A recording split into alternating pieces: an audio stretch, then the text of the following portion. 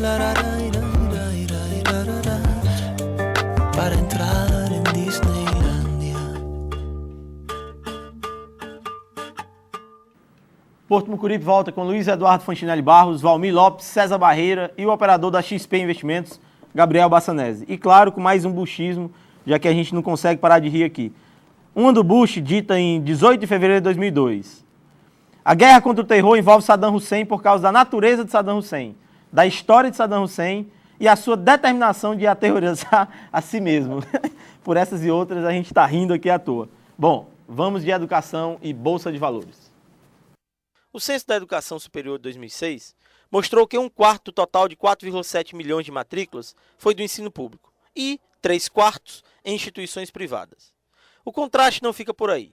No ensino público, as universidades predominam, com 87,1% do total de 1,2 milhão de matrículas. No privado, mais da metade dos cerca de 3,5 milhões de matriculados não está em universidades, mas em centros universitários, faculdades integradas ou isoladas e centros específicos. A expansão crescente de matrículas e a alta rentabilidade dos negócios em educação levaram alguns grupos ao mercado financeiro. São eles: Anhanguera, Croton, Estácio e SEB. Entraram no mercado de ações, captaram milhões, mas, com a crise financeira, viram desmoronar o castelo de cartas. Gabriel Bassanese, obrigado pela sua presença aqui no Porto Mucuripe. Bom, como é que está? Hoje a gente tem 4 empresas aí atuando no mercado de educação no Brasil, né? Como é que está esse mercado? Essas empresas entraram com ações valorizadas e hoje? Obrigado, Elcio. Primeira parte, desde que elas chegaram no topo delas, que foi antes da crise começar mais ou menos no final de julho, a Anhanguera Educacional caiu 61%, a Croton caiu 65% e a SEB caiu 63%, sendo que a Estácio de Safra, que caiu menos, caiu 44%. Botando nos números isso, daí a gente vai ver o que elas realmente fizeram. Elas compraram 35 empresas novos ensinos de educação, gastaram mais de 650 milhões, ou seja, se descapitalizaram com dinheiro da Bolsa, para adquirir mais alunos de curto prazo. E aí, qual é o futuro das empresas? A gente sabe que, a crise afetou as empresas e também vai afetar um pouco, talvez, o crescimento de matrículas, provavelmente no setor privado. E aí? Elas estão, assim, com caixa operacional, elas estão com dinheiro em caixa, elas estão com dinheiro para fazer propaganda, estão com dinheiro para marketing. Elas sabem que o primeiro impacto da crise realmente vai ser a questão do aluno e da inadimplência. Esse é fato que já estão contando no preço. Mas a queda de 44%, 60% é ainda elevada para o setor. Apesar de muitas empresas terem caído mais, 82%, 90%, né? Tem empresas que caiu 90%, Aracruz, Positivo, essas empresas aí caíram 80%, 90%. Isso é importante. Isso aí, nós estamos falando da queda da cotação na Bolsa. A empresa pode continuar lucrando do mesmo, até mais do que antes, e mesmo assim a Bolsa caiu porque realmente houve um problema na Bolsa. Eu acho que é importante colocar isso. É até interessante botar que a Vale do Rio Doce, no terceiro trimestre de 2008, ela teve o maior lucro da história dela no trimestre. E foi no trimestre que as ações caíram 50%.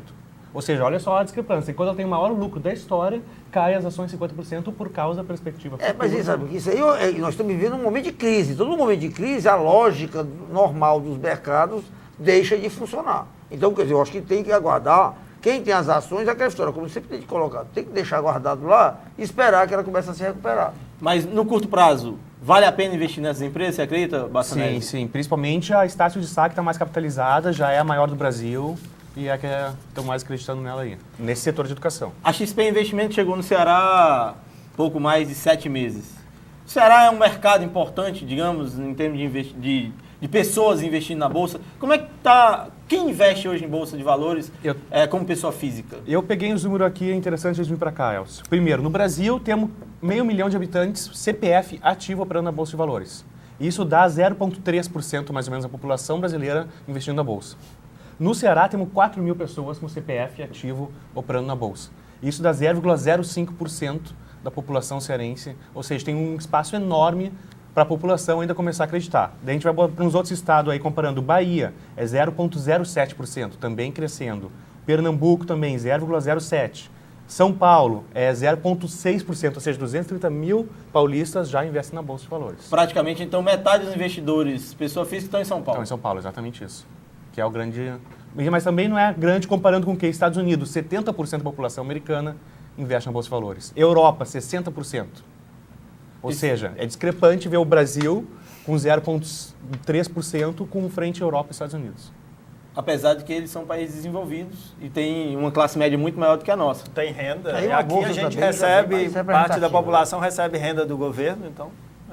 Mas é que o brasileiro tem ainda aquela questão de guardar dinheiro, investir e colocar na poupança. E quando a poupança comprar tá apartamento e botar em poupança. na poupança como está se guardando isso- para gastar no futuro, não está investindo. Só está guardando o dinheiro.